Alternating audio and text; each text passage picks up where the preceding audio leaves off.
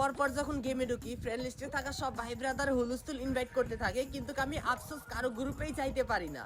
আর হ্যাঁ, আমাদের আইডি দিয়ে কিন্তু সিএস ম্যাচ খেলা যায়, সিএস ম্যাচ, তারপরে হচ্ছে লোন অফ ম্যাচ, এইসব খেলা যায়। তো আজকে আমরা যখনই একটা সিএস ম্যাচে স্টার্ট করে দেই র্যান্ডম প্লেয়ারদের সাথে খেলার জন্য, তখন আমাদের সাথে যা হয় ওইটা দেখার জন্য আমি মোটেও প্রস্তুত ছিলাম না। মানে প্রথম ম্যাচে আমাদের সাথে পরে রিজনের 33 নাম্বার প্লেয়ার, এবং কি সে ছিল একটা হ্যাকার প্যানেল ইউজার। এরপর আমি যখন ওই ম্যাচটা শেষ করে আবারও ম্যাচ স্টার্ট করে দেই, 1 মিনিট পর ম্যাচে ঢোকার পর ওই প্লেয়ারটা আমাদের ম্যাচে আবারও পড়ে যায়। এবং কি অপর সাইডে যে এনিমি গুলা ছিল, ওই এনিমি গুলার মধ্যেও একটা এনিমি ছিল নাকি দুইটার মধ্যে ছিল, আমি ঠিকঠাক মতো খেয়াল করতে পারি না। এবং কি আমাদের সাইডে যে দুইটা প্লেয়ার ছিল ওরাও পড়ে যায় ওই ম্যাচটাতেই।